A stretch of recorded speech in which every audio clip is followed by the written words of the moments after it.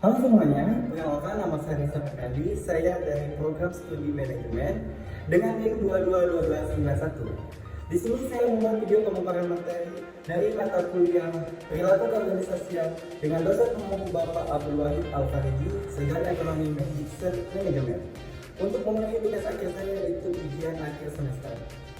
Nah, teman-teman, di sini saya mengambil dua materi. Yang pertama yaitu kekuasaan dan politik di lingkungan organisasi, dan yang kedua memahami manajemen kinerja perusahaan. Baik, di sini saya akan memaparkan materi mengenai kekuasaan dan politik di lingkungan organisasi. Baik teman-teman, di sini saya akan memaparkan materi yang pertama yaitu kekuasaan dan politik di lingkungan organisasi. Di materi ini menyampaikan betapa pentingnya mempunyai pemahaman yang baik. Ada juga konsep kekuasaan, di mana kekuasaan dalam organisasi dapat didefinisikan sebagai kemampuan seseorang atau kelompok untuk mengontrol dan mengarahkan sumber daya manusia yang ada. Di sini juga ada perilaku politik dalam organisasi, yaitu dengan cara negosiasi, menganalisis, dan manipulasi.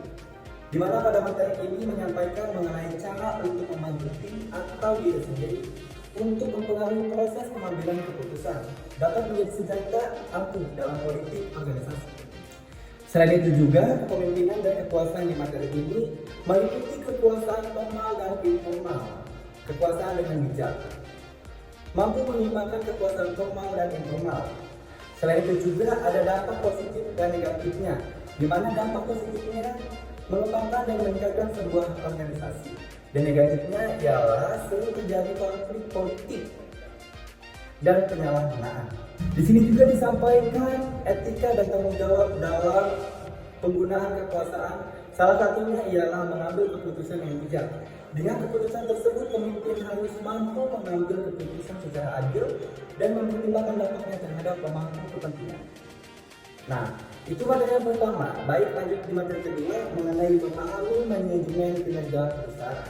Materi ini membahas tentang pentingnya dalam mengevaluasi dan meningkatkan efisiensi organisasi, dan memahami konsep mengoptimalkan sumber daya, meningkatkan produktivitas agar mencapai tujuan strategis yang lebih baik. Dan materinya seperti definisi manajemen kinerja, tujuan dan manfaat manajemen kinerja. Di materi ini juga menjelaskan mengenai perencanaan kinerja merupakan langkah awal dalam manajemen kinerja perusahaan. Selain itu, menetapkan tujuan, target, dan indikator kinerja yang dicapai. Ada juga materi mengenai evaluasi kinerja yang melibatkan pengukuran dan penilaian kinerja karyawan secara berkala. Ada juga umpan balik dan pengembangan karyawan agar perkembangan secara profesional.